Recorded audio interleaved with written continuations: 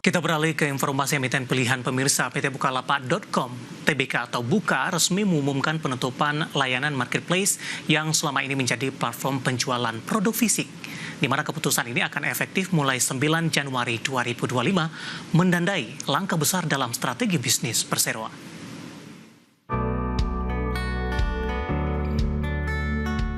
Dikutip dari pengumuman resmi perseroan, PT Bukalapak.com Tbk menyatakan penutupan layanan marketplace diambil sebagai bagian dari transformasi untuk fokus ke penjualan produk virtual.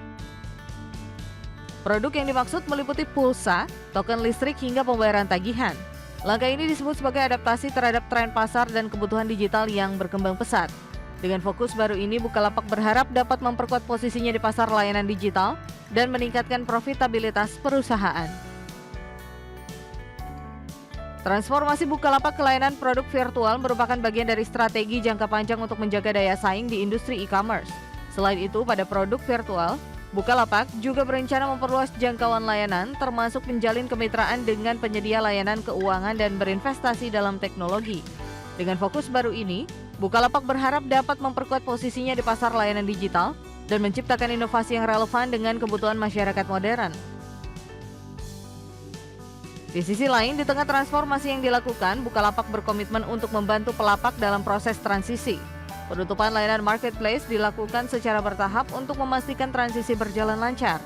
Hingga 9 Februari 2025 nanti, pengguna masih bisa dapat melakukan transaksi produk fisik. Mulai 1 Februari 2025, fitur unggah produk baru akan dinonaktifkan. Setelah 9 Februari 2025, seluruh fitur transaksi produk fisik dihentikan. Dan hingga 2 Maret 2025, pesanan yang belum diproses akan dibatalkan secara otomatis dan dana akan dikembalikan melalui fitur buka dompet. Berbagai sumber IDX Channel.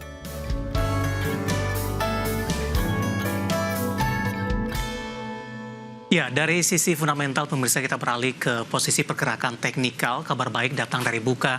Hari ini akhirnya rebound atau mengalami penguatan, bahkan intraday hari ini sempat di atas 4% setelah mengalami tekanan yang cukup dalam dan bahkan menyentuh ke level terendahnya paling tidak dalam beberapa bulan terakhir, terkait juga dengan perkembangan dari sentimen yang sama-sama baru saja kita saksikan.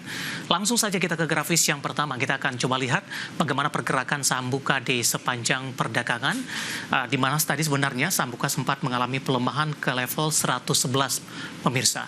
Dapat Anda saksikan grafis di layar televisi Anda dibuka di sesi pertama pada pagi tadi di level Rp115 per saham. Beberapa menit pasca pembukaan, saham Buka kembali tertekan di level 111 dan tampaknya intraday terendah dalam beberapa bulan terakhir.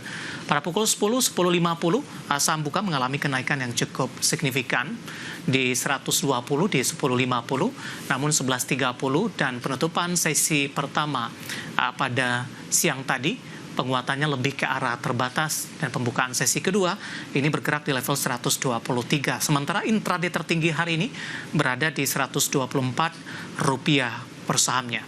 Kita akan coba lihat bagaimana pergerakan saham Buka di beberapa bulan terakhir. Dapat Anda saksikan grafis selanjutnya di layar televisi Anda pemirsa. Di perdagangan Juli masih bergerak di level 135, Agustus mengalami tekanan yang cukup dalam, September dan Oktober. Ini saham Buka mencoba untuk bangkit kembali ke level Rp147 per saham, tepatnya di 8 Oktober.